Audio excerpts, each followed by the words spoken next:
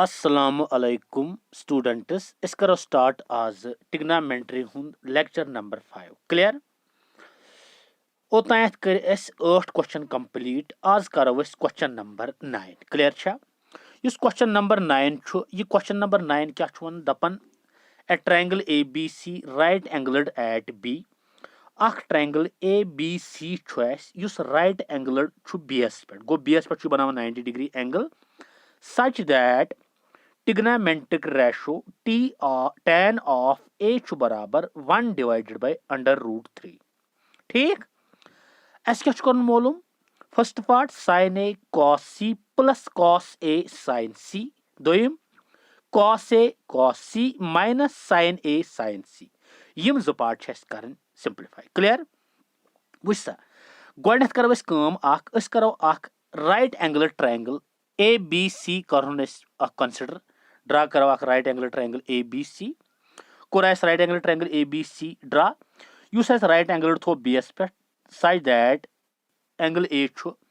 Angle A use छु मतलब angle A छु की एंगल A छा तो यथ मन छु एंगल B छु 90 डिग्री छा तो tan A छु अस ओरे बराबर 1 डिवाइडेड बाय अंडर रूट 3 ये थव अस फर्स्ट इक्वेशन थवा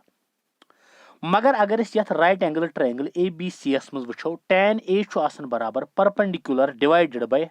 बेस सो गो A खतर गो परपेंडिकुलर BC BS गयस AB गो tan ऑफ A गो बराबर BC divided by AB clear छा ये गई सेकंड इक्वेशन अगर इस वछो फर्स्ट इक्वेशन छु LHS tan A सेकंड छु LHS tan A इस करो कंपेयर दोनों इक्वेशन इस कंपेयर करो BC बाय AB नेरस बराबर 1 अपॉन रूट 3 गो BC बाय AB द्राव 1 अपॉन रूट 3 द्रावा तो बह कर योर कर के मल्टीपल तो डिवाइड कोरा गो BC नेर बराबर 1 केस AB नेर बराबर अंडर रूट 3 के द्राय ज साइड गो यम ज साइड द्राय राइट एंगल ट्रायंगलस वन त्रेम साइड मीनस AC कर कैलकुलेट ये त्रेम रेशो ती नेर हको इजी कर टिग्नामेंटिक रेशो क्लियर छा चाहे सो साइन आस कॉस आस टैन आस या बदल कह क्लियर वुच समझ क्या करो काम गो अस द्राय फिलहाल ज साइड त्रेम साइड कैलकुलेट करने खतर करो अत राइट एंगल ट्रायंगलस मज करो पाइथागोरस थ्योरम अप्लाई करवा वुच सा अस ज साइड पता त्रेम साइड मालूम करने खतर करो पाइथागोरस थ्योरम अप्लाई यह राइट एंगल ट्रायंगल ABC छा A B तो C यह 90 डिग्री ये पे यह A एंगल यथ मे BC ओर कूत दित सह K 1 K मीनस K छा तो युस अस AB अंडर रूट 3 K वन कर AC मालूम गो ये गई पाइथागोरस थ्योरम अप्लाई मीनस हाइपोटेन्यूज स्क्वायर गो बराबर यह स्क्वायर प्लस यह स्क्वायर गो AC स्क्वायर गो बराबर AB square plus BC square AC square गो बराबर AB रूट 3 K का whole square plus 1 K square टू BC सह गो AC स्क्वायर नेर बराबर स्क्वायर रूट गस कैंसल सह गो 3 K square plus K square तक K स्क्वायर गो K स्क्वायर 3 K स्क्वायर तो 1 K स्क्वायर गई 4 K स्क्वायर सह गो AC योर वे स्क्वायर रोड खस रूट सह गो अंडर रूट ऑफ 2 K का होल स्क्वायर तक 4 K 2 K whole square square तो रूट गस कैंसल गो अत नेर AC बराबर 2 K द्रावा गो AC द्राव 2 K अगर AC ते द्राव AB ते द्राव BC ते द्राव त्रेनवे साइड अगर द्राय हको इजीली कर वह हर कह टिग्नामेंटिक रेशो क्लियर छा गो थो नजर वह करो मतलब इस मालूम कर वुच सा वह गो गोडनेथ साइन A छो तुम पई साइन A बराबर साइन ऑफ सम एंगल बराबर परपेंडिकुलर डिवाइडेड बाय हाइपोटेन्यूज गो साइन A गो साइन ऑफ एंगल A गो perpendicular divided by hypotenuse minus BC by AC BC छु K तो AC गो 2 K तो K गस कैंसल सह गो 1/2 द्रावा अम पे कॉस ऑफ एंगल A गो बेस डिवाइडेड बाय हाइपोटेन्यूज सह गो बेस गयस AB एंगल A खतर तो हाइपोटेन्यूज गोस AC AB छु रूट 3 K तो AC छु 2 K K तो K कैंसल सह गो रूट 3/2 द्रावा ब्या साइन ऑफ C एंगल वुच समान कर साइन C एंगल मालूम साइन ऑफ C मतलब गो ये एंगल अगर ये फिर ये अगर बह ट्रायंगल इत पे फिर यह C छा C अगर यह B ये तो यह गो A अगर ये खतर वो वुचा BS बन C एंगलस खतर BC तो परपेंडिकुलर बन AB बनो तो हाइपोटेन्यूज AC अगर वह साइन C वो साइन ऑफ C गो सीधे परपेंडिकुलर गो opposite side CS AB hypotenuse गो AC गो AB by AC AB कूता छु हेर AB छु गोड़े √3k सो गो √3k डिवाइडेड by AC छु 2k k to k cancel so गो √3 डिवाइडेड by 2 द्रावा cos of C go base divided by hypotenuse go BC divided by AC go BC by AC so go BC kuta chu su k AC go 2k k to k cancel so go 1 by 2 drawa go sin A te draw cos A te draw sin A te draw cos A te draw sin C te draw cos C te draw go as draw har ka वह हेको वस easily करित कांति part वस समझ गोडनुक part के one दपन है sin A cos C plus cos A sin C clear छ वस अगर वो गोडनिकस पार्टस में sin A का बराबर पे 1/2 into cos A sorry sin A cos C का बराबर ये वो गो sin A go 1/2 cos C go 1/2 new ये 1/2 plus cos A go √3/2 new √3/2 ये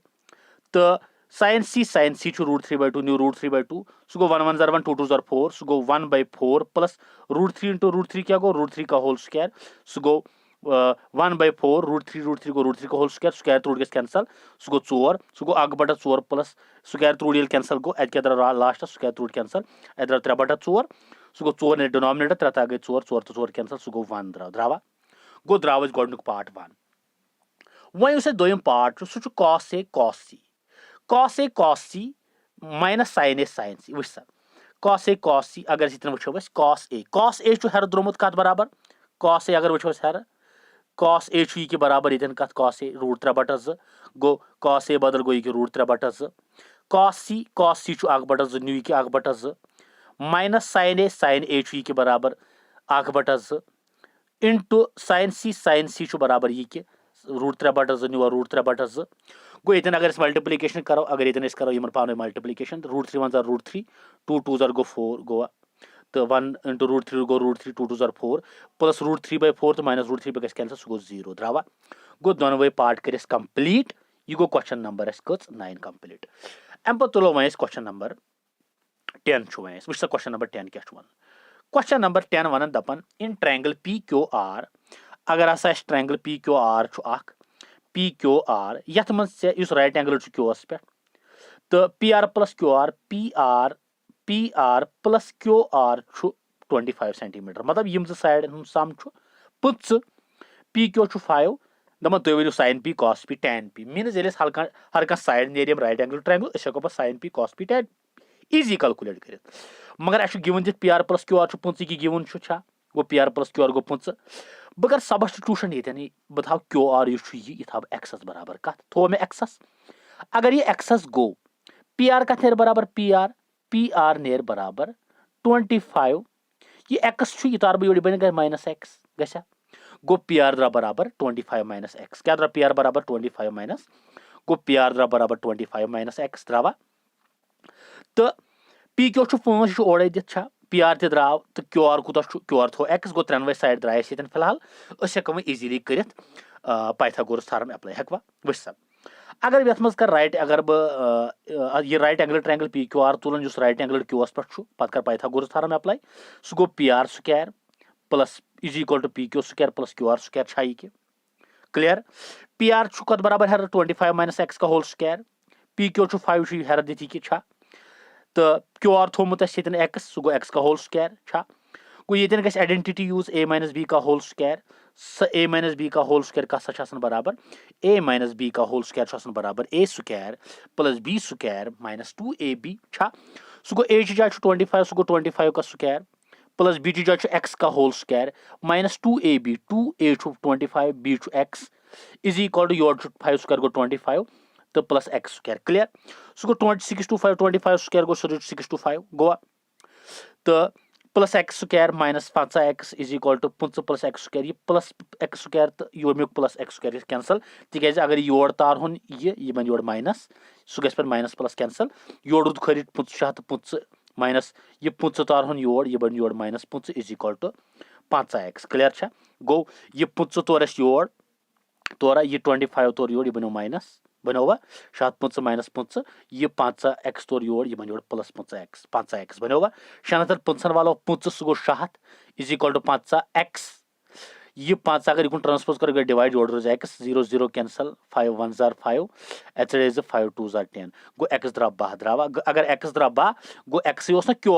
आर द्राव 12 Q R 12 therefore P R बराबर 25 माइनस एक्स सह गो 25 माइनस एक्स 12 सह गो 5 माइनस 12 गई 13 सह गो पी आर द्राव शॉर्टस मज कत बराबर पी आर द्राव 13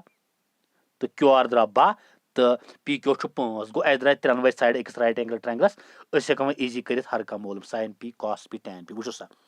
अगर यह राइट एंगल ट्रायंगल यह पी क्यू आर ओसा sine P Q 5 Q R द्राव 12 तो यह द्राव 13 वो साइन पी गो ना परपेंडिकुलर पी एस खतर perpendicular Q R hypotenuse goes P are go P Q are by P R Q R 12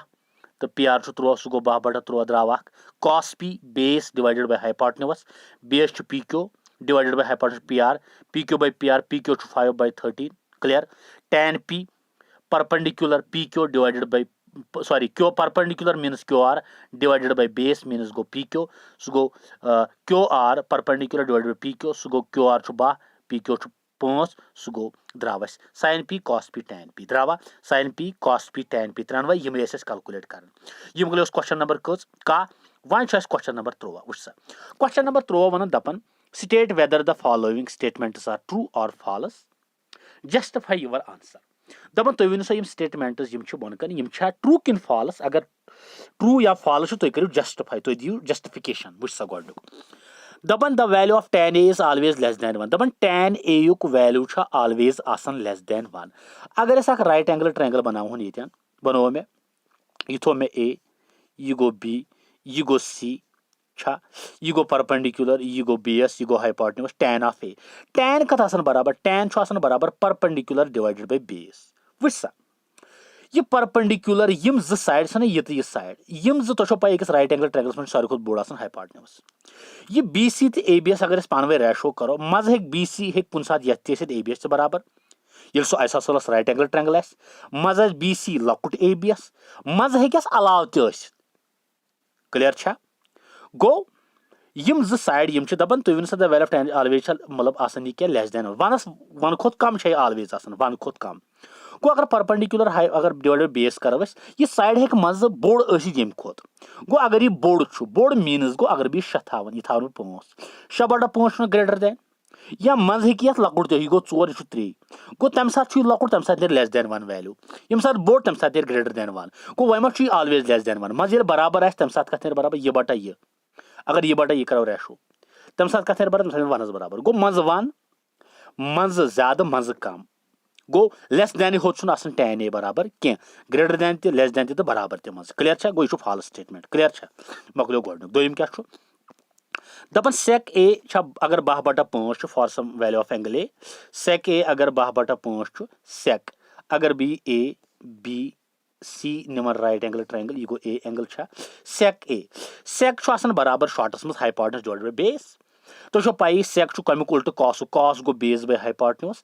तो sec go hypotenuse divided by base तो पाई अकिस right angle triangles में सारे खुद बोड़ आसान हाइपोटेनस साइड गो अगर भी हाइपोटेनस थवन अगर पाइथागोरस ट्रिपलेट सपोज 5 12 तो 13 जिस वनु गो अगर भी 13 निम 13 बटा 5 गो sec a इज बराबर for some value of angle दपन यह क्या पॉसिबल 13 बटा 5 यह कसित या यह 5 यह 3 तम सात गो यह पॉसिबल तिज हाइपोटेनस आसान सारे खुद बोड़ साइड अकिस राइट एंगल ट्रायंगलस मज तिज sec hypotenuse divided by base यह ट्रू स्टेटमेंट अम पत दपन cos a एब्रिविएशन यूज गसन कोसेकेंट ऑफ एंगल a खतर ना यह फॉल्स तिज cos a यह एब्रिविएशन यूज गसन कोसाइन खतर cos a यस कोसेकेंट यह गसन यह एब्रिविएशन यूज गसन कत खतर कोसेकेंटस यस कोसेकेंट ना कोसेकेंटस खतर एब्रिविएशन यूज गसन कोसेक cos खतर cos गसन एब्रिविएशन यूज कत खतर कोसाइन खतर गो यह फॉल्स स्टेटमेंट ओके अम पे ब्याक दपन cot a आसान प्रोडक्ट cot तो a दपन यह प्रोडक्ट इन दरमियान multiplication sign cot into a ना cot होत अगर आस कुन जाए सह मीनिंगलेस तथ कह मीनिंग तोताम योतान तथ लड़ थक एंगल a ये a थस लड़ मीनस cot a तेल बन तेल दी मीनिंग अदरवाइज cot हो दी अ मीनिंगलेस क्लियर तिकाज बे एंगल अथ लड़ अम पे ब्या दपान sine theta 4/3 for some angle theta दपान साइन थीटा हे बराबर 4/3 अगर बे बनावो राइट एंगल ट्रायंगल ABC अगर बी ये थवन ये थीटा एंगल दपान साइन थीटा हे 4/3 साइन थीटा बराबर परपेंडिकुलर डिवाइडेड बाय हाइपोटेन्यूज गो परपेंडिकुलर परपेंडिकुलर हाइपोटेन्यूज गो हाइपोटेन्यूज सारे खुद बोड साइड गो ये हे बोड मतलब ये परपेंडिकुलर डिवाइडेड बाय हाइपोटेन्यूज हे कुन सात परपेंडिकुलर लकुड़ ये हाइपोटेन्यूज क्या ये परपेंडिकुलर बोड हाइपोटेन्यूज लकुड़ यह पॉसिबल ना तिकाज डिवाइडस मन ऑलवेज का साइन थीटास कुस अगर साइन ऑफ थीटा निमोस परपेंडिकुलर डिवाइडेड बाय हाइपोटेन्यूज गो अगर हाइपोटेन्यूज आसे बोड तेल पॉसिबल वनकन पॉसिबल क्या तिकाज हाइपोटेन्यूज शायद 3 गो बे ब्या रीजन तिकाज साइन थीटा नसा sine theta can not be greater than 1 sine theta greater than 1 आसान क्या तिकाज अत ऑलवेज आसान डिवाइडस मज हाइपोटेन्यूज तिकाज हाइपोटेन्यूज ऑलवेज बोड साइड आसान गो लक्टस करो डिवाइड बड़ से सह लेस देन 1 नेरन ऑलवेज ओके यह मकले गोडनिच एक्सरसाइज नेक्स्ट लेक्चरस मज करो इंशाल्लाह नव एक्सरसाइज दोम एक्सरसाइज स्टार्ट ओके अल्लाह हाफिज।